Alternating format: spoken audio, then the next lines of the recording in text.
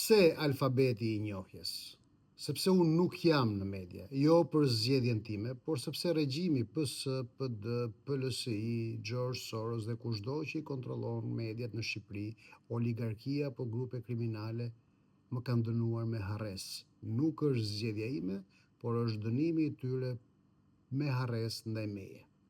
Pra unë nuk jam në media dhe nuk kam asnjë mundësi ta shpërndaj qartë në mënyrë të organizuar dhe strukturuar mesazhin tim.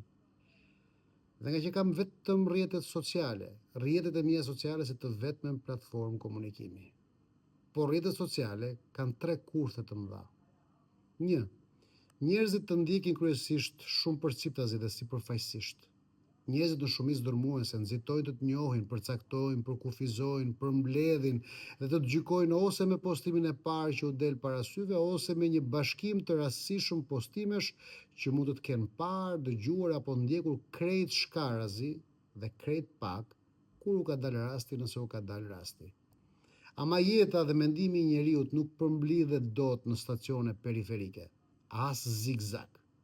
Jeta e njeriut është skalitur në udhëtime dhe nga udhëtime të plota dhe nga destinacione.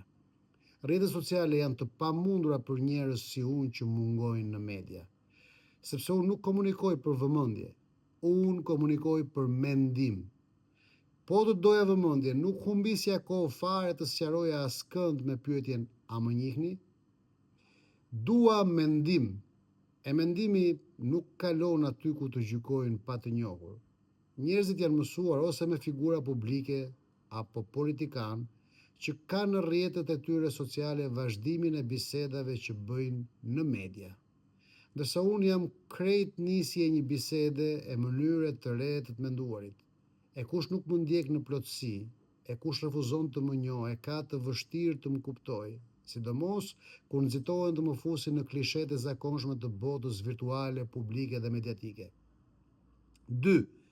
Shumica dërmuese e njerëzve nuk të njohin, dhe nëse nuk të njohin, të skualifikojnë pa provuar edhe të njohin në momentin që shohin që ti nuk je në kampin e tyre. Pra nëse dikush është me Y parti apo me X parti, e bindje politike a bindje politike, dhe me njëherë kuptojnë në fjalët e mia se unë nuk jam në taborin e tyre, vetvetiu më konsiderojnë të anës dhe palës tjetër. Të njëjtën gjë bëjnë edhe ata që janë me Y, a Z parti, a D parti, a bindje politike. E kështu të gjithë me radhë. Do me thënë, kur ti nuk je as me Y-in, as me X-in, as me D-n dhe as me Z-n, e me as njërën në fakt, njerëzit nuk të kuptojnë, të refuzojnë pa të lexuar e pa të dëgjuar fare, sepse sipas tyre ti je armiku i kraut tjetër. 3. Partit e mëdha e të vjetra dhe partit e reja janë në sistem sepse janë në media. E të gjitha bashkë kanë mundësi e fuqi të orientojnë mendim negativ me militant të porositur apo të ndërzyer, kundër dikujt që e kanë bezdi e halë në sy. Mos të harrojmë se këta kanë përveç ushtrive me militant, edhe milici virtuale vreri, trollitant, call centera me pafundësi profilesh negative.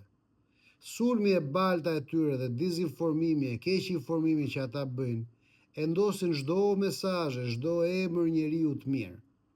Kësaj unë jam i detyruar të ndjek një strategji minimale, riprezentimi, që në mundshat të gjej kanal komunikimi me atë mas qytetarësh, aq sa janë, pak apo shumë, e që mendojnë si unë, e që duan ta mendojnë si unë, e që zgjedhin ta mendojnë si unë, dhe që ndihen të përfaqësuar nga zërim, tek zërim dhe tek emri dhe puna ime.